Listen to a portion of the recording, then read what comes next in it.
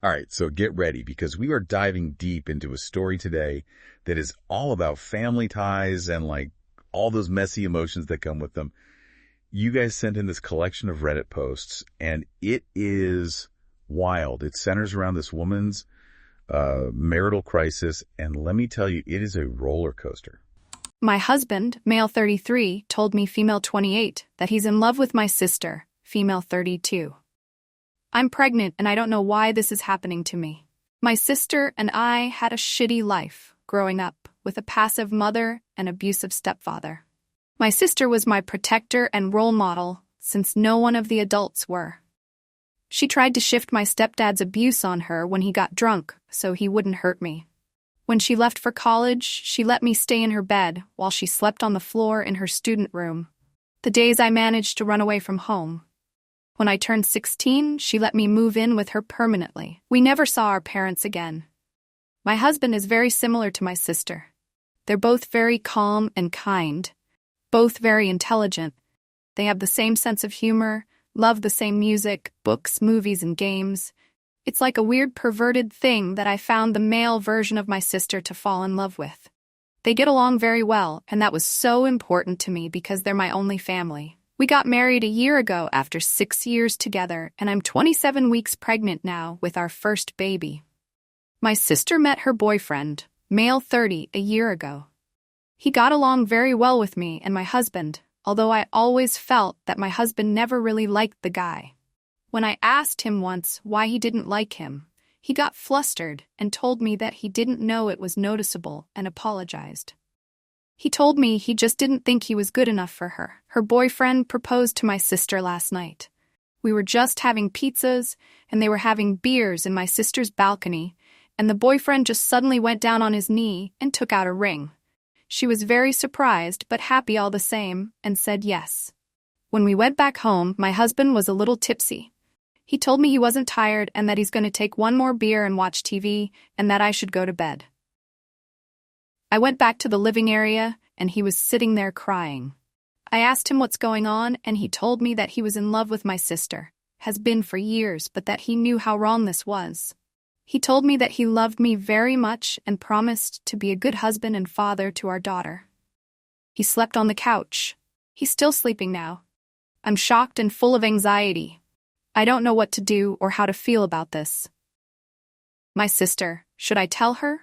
Nothing can be the same again, but she's my only family and my best friend. And my husband. Is this over? I have been so blind, now I see everything. Of course he's in love with her. How could I be shocked now? Can I save this marriage? And my baby? I promised her a better life than the one I had.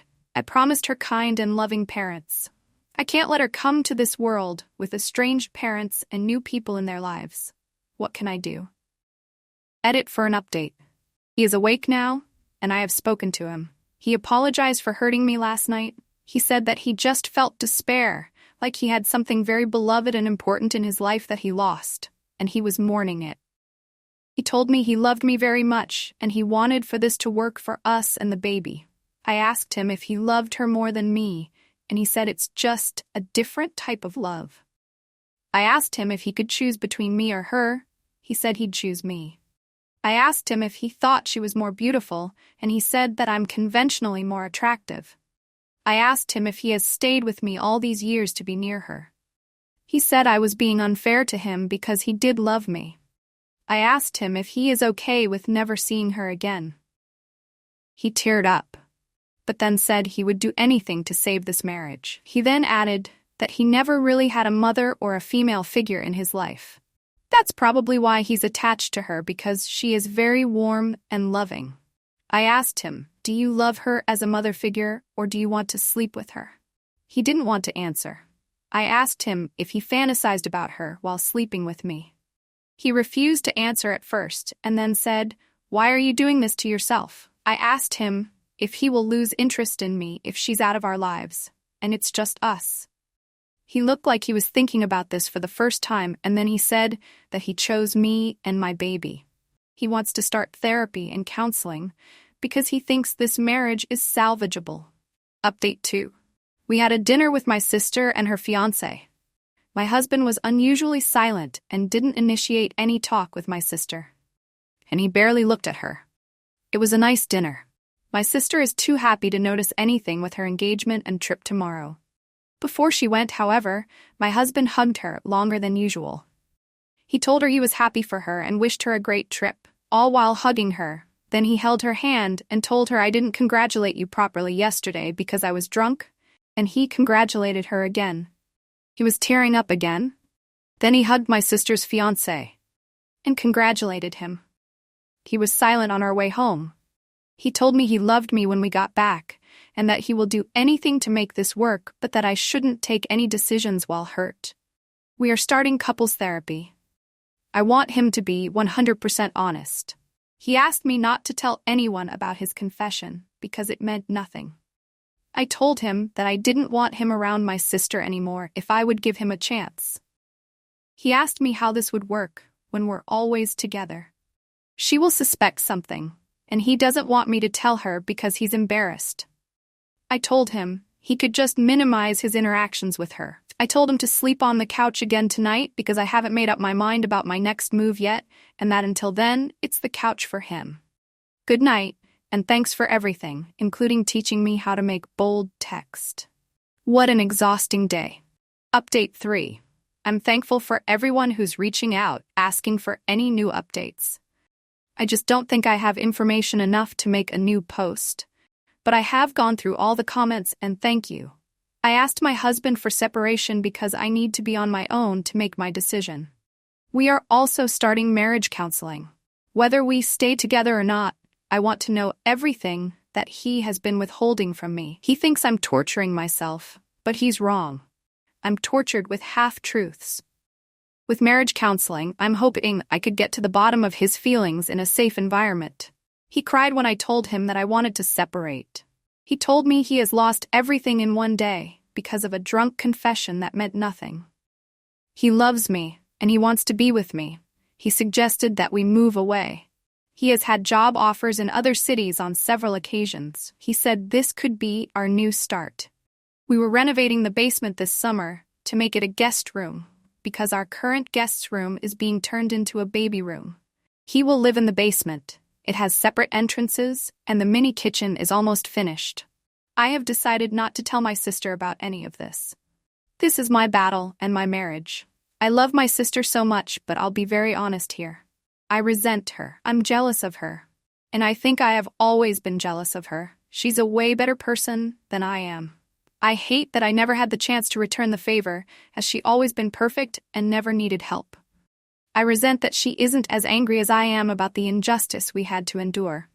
I hate that she's so good to me and my husband. I hate that he sees how much of a better person she is, and I hate that I don't blame him for loving her instead of me. Update 4. Hi, I was here about a month ago with my woe about my husband breaking down and confessing that he was in love with my sister and has been for years. The short version is that we're getting a divorce, and that he doesn't want to have anything to do with our daughter. I will include the original post. After my sister's engagement and his confession, he made me a promise that he will love me and that he's going to do all in his power to be a good and loving husband and father. He didn't want me to tell my sister anything because he was embarrassed, and we slowly started to plan a future together in another city. He was already getting a better job offer in the other city, and he thought it was time to move on. I agreed. We started marriage counseling. I told my sister that we were moving and she was very distraught, but she, as always, didn't object and supported me. I don't know if she felt it was weird that my husband wasn't hanging with us anymore, but she never asked. She was probably just busy with her own happiness and the changes in her life. After her vacation, she came home and told me everything. She was pregnant and she was glowing, and that was the reason for this sudden engagement. Her fiancé wants to get married before the baby was born. She asked me to keep it a secret. She probably didn't mean even from my husband, but I kept it a secret anyway, because she was waiting for the second trimester to make the announcement. She finally broke down, crying, however, about me moving away when she needed me the most, but then later apologized for being selfish. She understood that we needed to provide the best life for my daughter, including finding better jobs elsewhere. I cried for a whole week. A week ago, my husband was in a job interview in the other city, and he was going to stay there for the week to sign a lease to a new apartment. We thought we could try out the new life before selling our house to buy a new one there. My sister and her boyfriend made the announcement that they were expecting last Tuesday, the day after my husband's interview. Not 30 minutes later, my husband called me. He was drunk, and he was crying and asking if it was true and if I knew. He called me a cruel liar for not telling him. He said it was so unfair. My sister's fiancé was a loser, and he didn't deserve her. Her fiancé is a carpenter and my sister is a pediatrician, and he told me he needed to be alone for a while, so he switched off his phone. Friday he texted me that he didn't want to be with me anymore and that he didn't want to be in my daughter's life. He was sorry but couldn't do it anymore. If I agreed to free him from his responsibilities as a father, he will leave me the house. I tried calling him, but he had switched off his phone again. I cried all night. Yesterday morning my sister called me to ask what's up. My husband has asked her to meet up with him because he wanted to tell her something that he couldn't say over the phone. That he was coming on Monday to see her. She asked me what's going on, but I was too tired to tell her anything. She and her fiancé are coming over today, and I will probably need to tell her everything now. Final update. Hi again. I knew I could count on you for support. My sister was here and I told her everything. I got help from showing her parts of what I have written here because honestly, I'm too tired to go into details about what I've been going through all these weeks. I told her that Lucas was going to call asking to meet her, probably to tell her he loved her, or maybe something more sinister, so she needs to stay away from him. Her fiancé was on the edge of his seat with anger. My sister was just crying and apologizing and trying to hug and stroke my hair. I hated her touch. I don't know why. I know nothing is her fault. I told my sister that now that I warned her, I want to be on my own for a while, and that I didn't want any contact with any of them. I have been thinking about moving to another city. There's a small town that one of my best high school friends live in after getting married. It's up north, and everything is bigger and better and cheaper. I can easily find a small rental until the divorce is final, and I can easily get a job there. If I can manage a place there, I can give birth up there with zero stress. I texted my husband that I've told my sister everything, and that both her and her fiancé aren't happy. He called me an hour later. He apologized and told me he didn't mean to freak her out. He just wanted to see her and say goodbye, but that he won't bother her if she feels scared. He's still the same man, and wouldn't let anything happen to her. He didn't ask about me or my baby. He's staying in the new place, and he's starting his new job in September.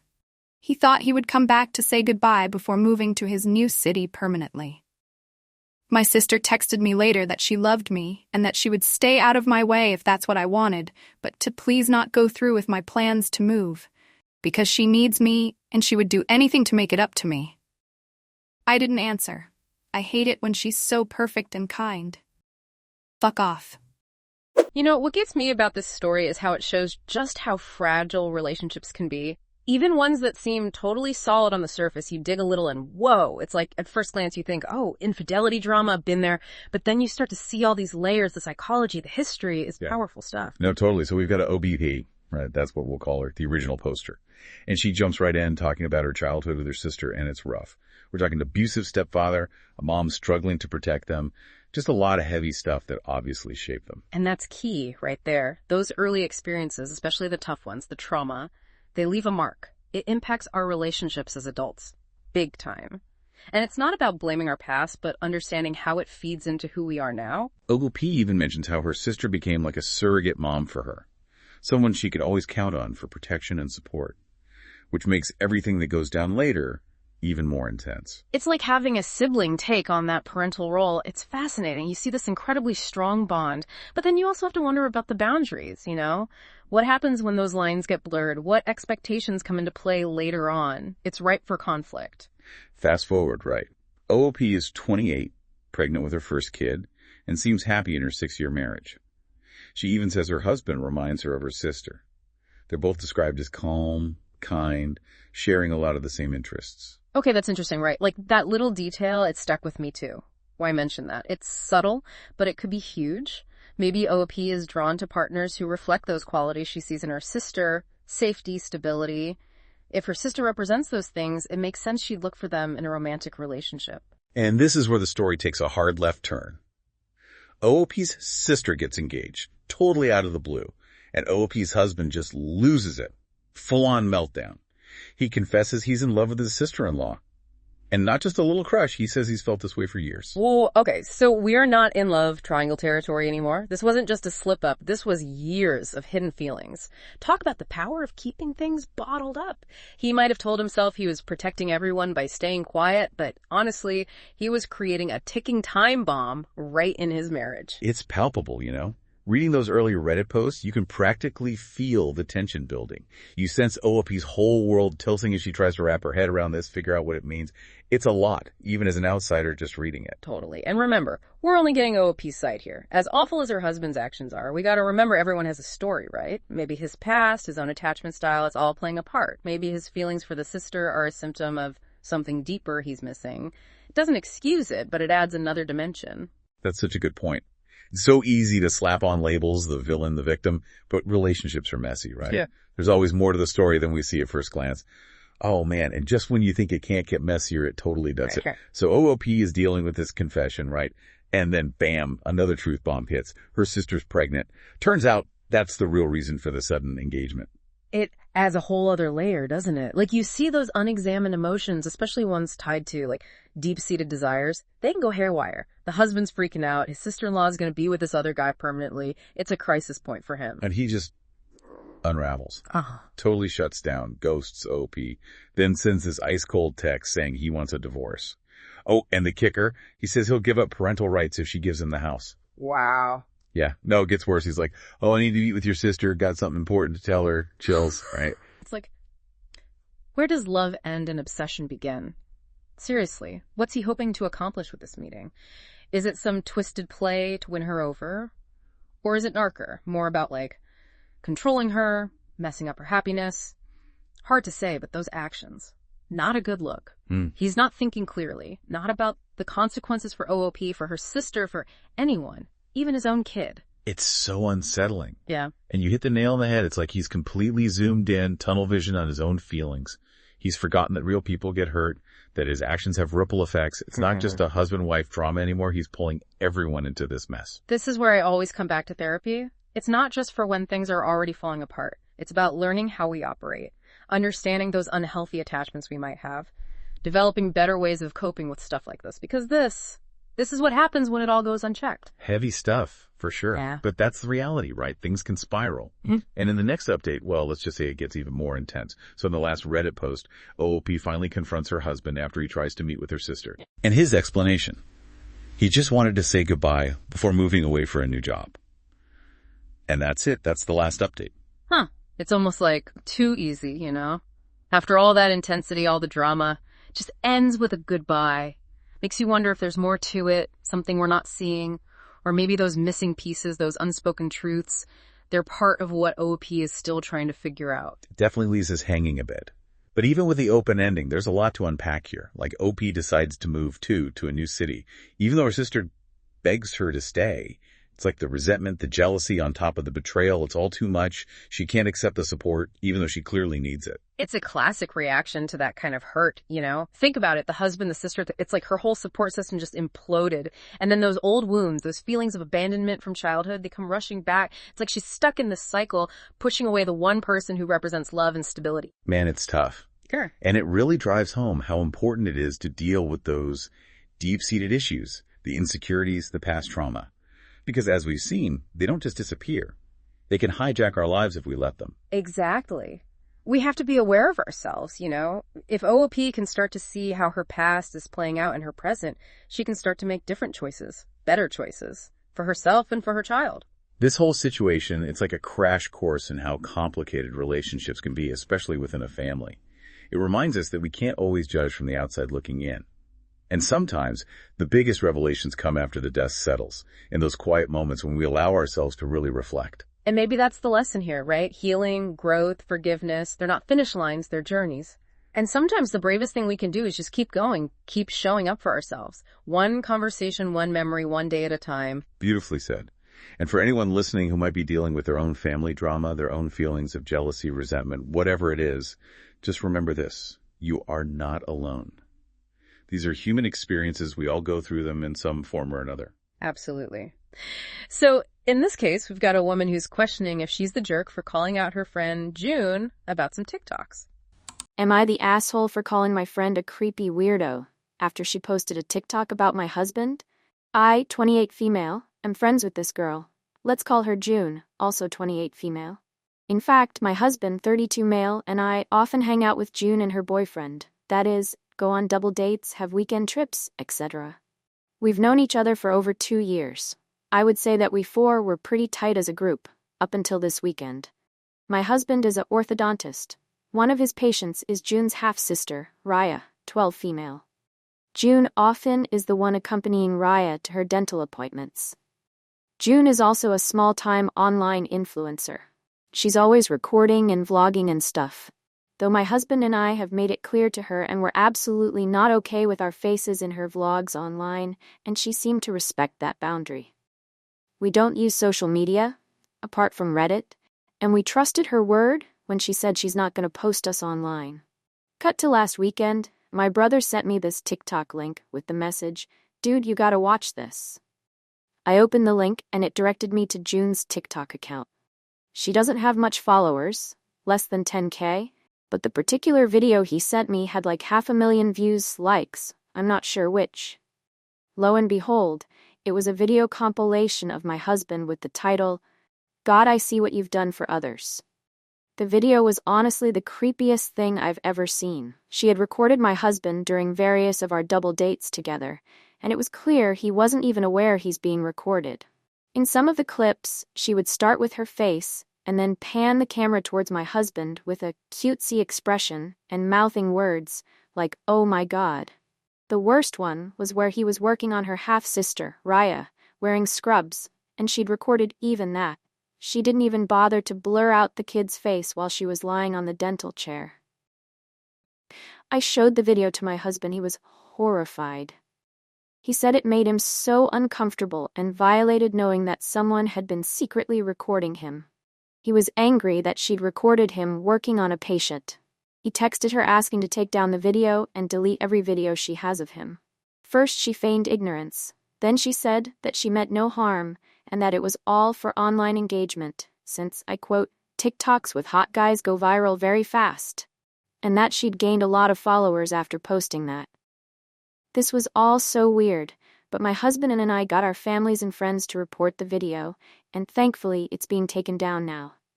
This pissed off June, and she sent me a long-ass text saying how I was jealous of her online success and that I couldn't stand seeing her succeed, blah blah blah. I replied saying, "You're delusional and unhinged. You're not successful, and you'll never be. Stay away from us, you creepy weirdo." Now she's all weepy and depressed and has been telling our common friends how mean I was to her. She's also been posting about mental health on her socials and about how mean some women are with their words, lol. Am I the asshole? Update. I don't want to make another post for the same thing, and I doubt I'm going to be updating again. 1. My husband's practice reached out to Raya's parents and informed them about the situation via an email, as they wanted everything documented, like I mentioned in the comments. The parents have responded. They are shocked and very, very apologetic. They have agreed to chaperone Raya on her appointments instead of June. They wanted to meet my husband personally to apologize, but he informed them that that won't be necessary. 2. June's TikTok video is still in the process of being taken down. No new updates on that. I guess she contested the reports or something. I'm not entirely sure. My husband and I have blocked her. My brother is keeping an eye on her account though, just in case she posts something else about us. We'll see what to do if when it happens. We're going to be consulting a lawyer if she bothers us again in the future. My husband is kind of shaken up / upset, annoyed about this whole thing. He's taken some days off from work, and so have I. We'll plan a trip somewhere maybe, to take his mind off of these things. Right now, I need to be there for him. I won't be posting anything for now. 4. We haven't contacted her boyfriend yet. My husband is not in the right headspace right now, and I feel it'll be better if we focus on ourselves for the time being. We don't want the added headache of how the boyfriend will react, if he's in on this or whatever. We'll inform him after some time. I know this is selfish, but I think it's for the best. Thank you all for the responses. Final update. I genuinely hoped I wouldn't be updating this story again, but life had other plans. We thought the drama was done, but nope. We filled June's boyfriend in on everything, and he was shocked, hurt, and confused. Turns out, June managed his social media, and he had no clue what she was posting. He thanked us, and we thought that was it. But then he asked to meet up, saying he needed to discuss something. To be honest, we were extremely hesitant to meet with him. We were so done with the drama and didn't want to get sucked back in. But he seemed genuinely concerned and willing to listen, so we agreed. At the meeting, he revealed he'd confronted June. She broke down, professed her love, and claimed her obsession with my husband was for social media clout. Apparently, his total package made for great content. When he asked to see her phone, she refused. So, he checked her laptop and found hundreds of sneaky photos and videos of my husband. And for laughs, she had pics of me looking my absolute worst. Mouth open while eating, weird faces, the works. I think I'm pretty good looking, but these photos were the opposite. It's like she wanted to prove a point about my husband's ugly wife. June's boyfriend dumped her. But honestly, we're even more freaked out now. The scale of her obsession is terrifying. Hundreds of photos and videos. That's not just a crush, that's fixation. The thought of her escalating to something more is keeping us up at night. As a small consolation, June's boyfriend made her delete the videos from her social media and laptop. But God knows how many more copies she has. Despite June not reaching out after all this went down, we're still on high alert.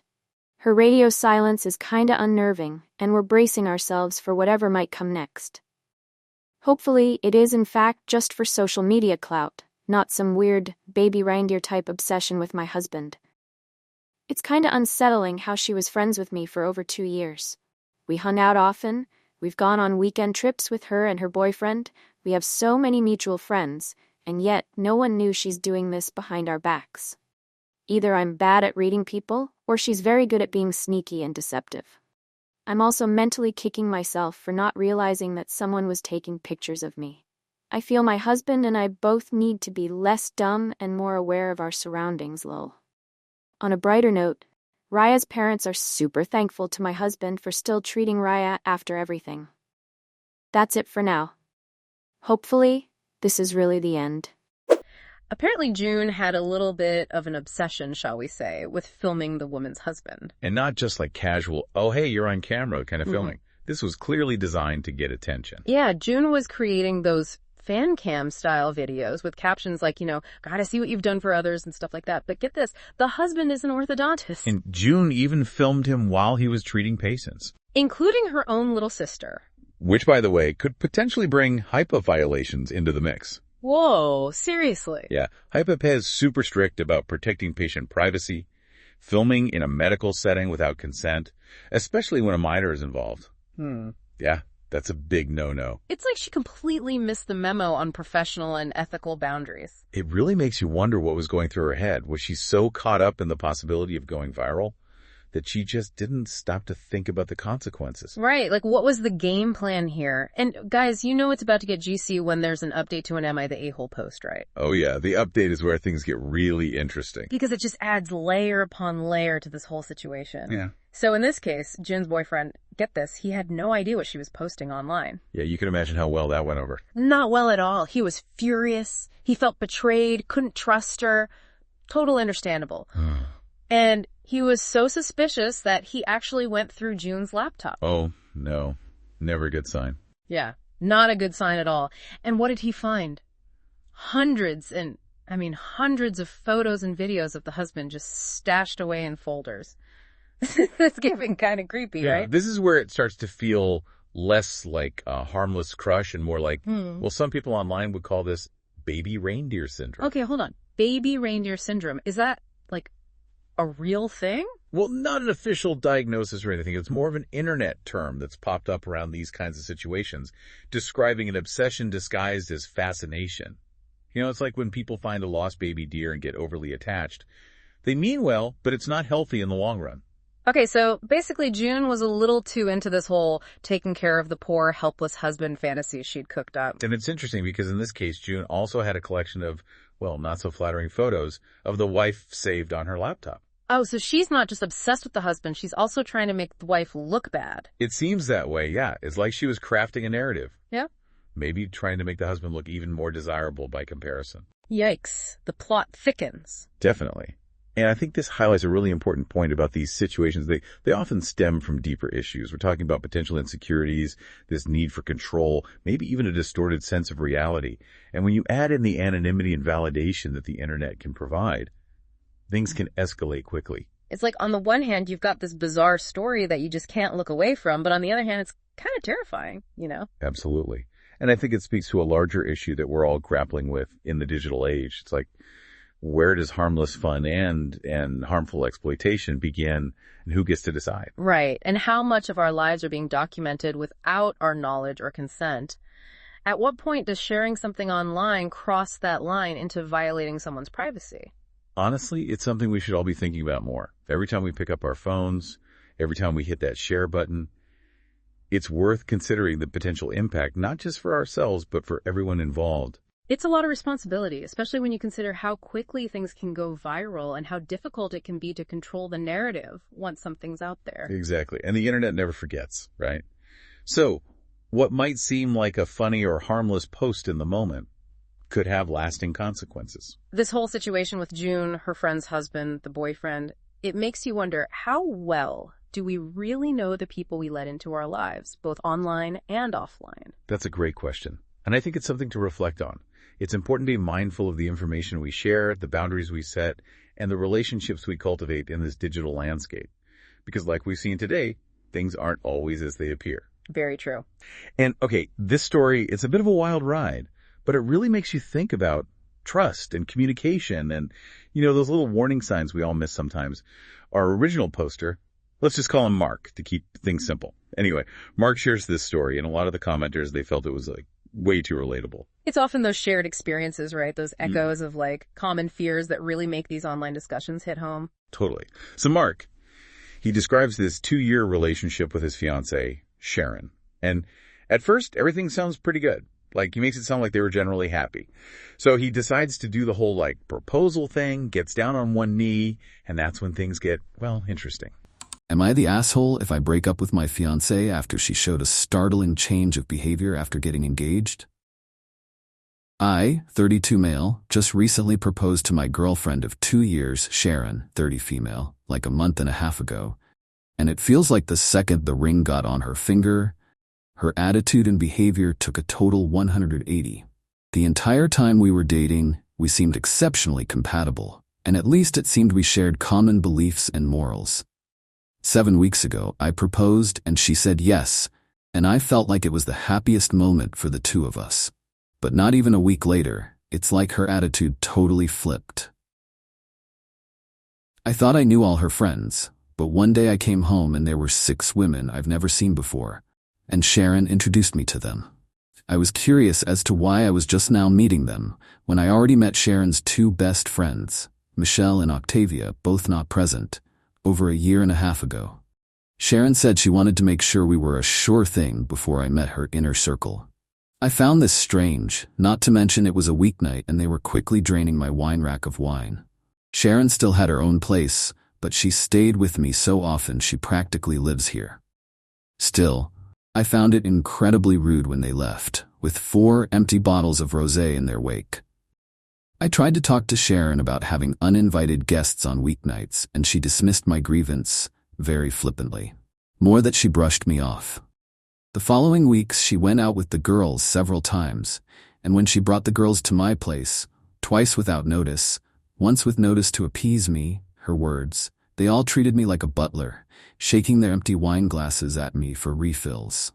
After the 4th time, I made it clear that I will get a locked wine rack.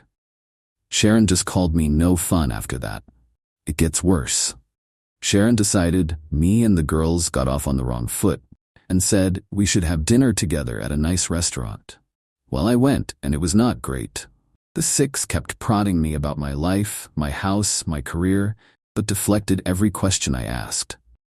It got especially bad at night when they started talking about modern relationships and jealousy. And one of them brought up some key points about relationships that I thought Sharon and I were on the same page about, specifically what-ifs regarding polyamory and being friends with exes. To my shock, Sharon said we shouldn't be too hasty on such decisions, which was a total 180 to how she expressed herself on these things only a month prior, where she was vehemently against keeping ex-intimate partners in friend circles and was staunchly monogamous. The worst part was when the bill arrived, Sharon announced it should be together and slid me the check. I told her she can't be serious, and we got into a bit of an argument. I ended it by putting my amount down in cash and walked out, leaving them to figure out the rest of the bill. The next days after that, Sharon kept calling me toxic and fragile, but every time I even pushed at it, she would give an apology and promised she was just stressed at work. It's nuts. We haven't even planned the wedding yet. The worst part was this Monday, when at work I got a Nest doorbell alert, checked, and saw Sharon and one of her 6 new friends arriving at my place, going in and exiting with my golf clubs. This set was a gift from my father, and it cost a pretty penny too, so Sharon lending it out without my permission got me pissed. I immediately called Sharon and told her and her friend to return the clubs. Sharon tried to gaslight me with, "But you promised to lend the clubs to her boyfriend, remember?" I told her the club's cost would move it into a serious crime, and her friend had an hour to return them or the cops would be called. Sharon kept insisted she got my permission and I told her to cut the crap. Well, not 45 minutes later I got another notification of Sharon and her friend coming back with the clubs and going inside, leaving them. Sharon's friend flipping off the Nest doorbell on the way out. I got home and saw Sharon's friend literally just threw the clubs and back on the living room floor. Sharon tried to talk to me about my toxicity again, and I told her again to cut the crap. I said if I knew this was how she was, I would have never proposed. That seemed to freak her out, and she again insisted that she was stressed from work, but I wasn't buying it anymore. I told her to return the ring and her key, and we would talk about our relationship this weekend. She cried and begged me not to cancel the engagement and insisted that it was just stress. I told her again we will talk about it this weekend. She finally relented. I had my house rekeyed anyways after she left, just to be safe. Sharon has been texting me constant messages of love and apologies for getting swept up, and insisted she was only wanting to show me off to her close friends. I don't know. I'm just not buying it. The same close friends have been sending me texts daily, calling me toxic and fragile again, saying they knew I wasn't man enough for Sharon or secure enough to share her with friends. A few of my friends that knew Sharon the entire 2 years we were dating were surprised and can't believe she turned hide this quick, and that there must be something missing, or that I am leaving something out. They say I must have said something to trigger her friends to act like this, and I had to have been the somewhere along the process. I don't know. It's a lot to take from all directions right now. It's like Sharon, she does a total 180, almost a complete personality change, wouldn't you say? Yeah, that's definitely the vibe I'm getting, and it's that suddenness. That's what really stood out to a lot of people, like a huge red flag. Right. And it's not even just her acting differently on her own. Suddenly there's this whole new friend group, they call themselves the Six, and they just kind of appear out of nowhere. These friends, they seem, well, different. Mark uses the word entitled to describe them, and let's just say they overstayed their welcome in his eyes and, in his apartment. Yeah, their whole vibe, especially in Mark's own place, it really makes you question boundaries, right? Like, what's acceptable, what's not, and the whole power dynamic within this new group. And it's not even just the friends themselves, right? It's more like Sharon's whole attitude towards it all. That's what really seemed to throw Mark for a loop. And honestly, a lot of the comments were like, yeah, I'd be freaking out too. Yeah. He's talking about his boundaries being crossed, like his generosity is being taken for granted.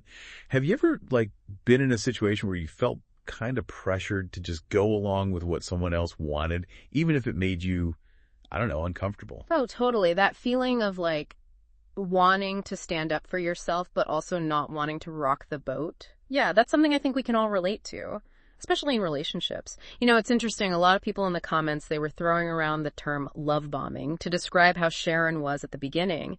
It's a term you hear a lot, but it does point to something kind of manipulative that can happen. Okay, so for those of us who might not be totally up on all the latest, relationship lingo, what exactly is love bombing? And like, how can we spot it? So love bombing, basically, it's when someone like overloads their partner with all this affection and attention. They might even start mirroring like their values or interests just to create this super intense connection really fast. Almost like they're trying to manufacture this, like, you're the one feeling right off the bat. So you're saying maybe Sharon was playing a part, trying to be who she thought Mark wanted her to be. Yep. And then boom, engagement ring is on the finger. She's like, all right, time to be me.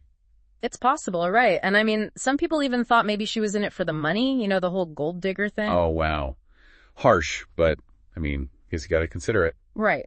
And obviously we don't know Sharon's side of this story, but this whole thing got me thinking, about the pressure on people to get married, especially women. It can be really intense, and it might push people into making choices they wouldn't otherwise. That's a really good point. We're so quick to judge sometimes, but It's like everyone's got their own baggage. Exactly. We're all shaped by our experiences. But back to Mark and Sharon, what really struck me was the influence of this friend group, the Six. It's almost like they were egging her on, creating this weird echo chamber where her behavior was totally validated, even though it was hurting Mark. It's like that whole Mean Girls thing, right? But here's a curveball. Mark mentioned that Sharon has other friends who, can't stand the Six. Oh, yeah, that detail is really interesting. It's like, even within Sharon's own circle, there's this awareness of, yeah, this isn't cool. Makes you think about peer pressure, Yeah. And that whole groupthink thing where you just go along with it, even if something feels wrong. So how do we escape that? How do we learn to trust our gut? Especially when everyone around us is telling us, it's fine, don't worry about it. It's tough, right? And it's something a lot of us struggle with. But I think that's one of the biggest lessons here. You've got to listen to that inner voice. If something feels off, if a situation or a person's behavior just doesn't sit right with you, don't ignore it. Yeah, no, for sure. That's such a good point. Trusting your gut is so important. It's like that little voice, that's like, hello, something's not right here. Yeah. Even when everything looks, perfect from the outside. And Mark even mentioned having these little doubts about Sharon's friends and how they were acting. So what advice would you give someone in that situation? They feel that dissonance, but they're not sure what to do about it, Honestly, it all comes down to communication, really talking to your partner, being open and honest. It takes courage to talk about those things that bug you, those boundaries and expectations, especially before things get really bad. Yeah, it can be a super uncomfortable conversation, but it's so important for building a relationship that's actually healthy. Okay, so stepping back for a sec, right? We've been talking about this one Reddit post, and it's intense, but it gets at these fears and insecurities that I think we all have, So if we're not dealing with a group like the Six, what's the takeaway for our listeners? What can we learn from all this? Totally. And I think you're right. It's not just about this one couple's drama. This whole thing, the story, the comments, it's tapping into this universal need for realness in our relationships, We all want to be with people we can trust, who are who they say they are. It reminds us that to build that kind of connection, we got to be vulnerable, we got to be honest, and honestly, you got to be willing to accept each other, warts and all. And isn't that what it's all about? To be loved for who you truly are, not some perfect version of yourself. 100%. And remember, it's a two-way street, right? It takes both people being real, talking to each other, and setting those healthy boundaries so the relationship can actually work. Wow, this deep dive, it's been quite the ride. We started with this kind of crazy Reddit post, but we ended up talking about all this deep stuff. Relationships, self-awareness, trusting our gut. Any final thoughts you want to leave us with? I think it boils down to this. Be yourself in your relationships, in life, everywhere. Yeah. True connection, it happens when we're authentic, when we communicate, and when we actually listen to that inner voice telling us what we need for a happy and fulfilling life. Well said. And on that note, we'll leave you to think about that. Thanks for joining us for this Reddit relationship deep dive. Until next time, remember, trust your gut, set those boundaries, and never be afraid to be your amazing, messy, true self.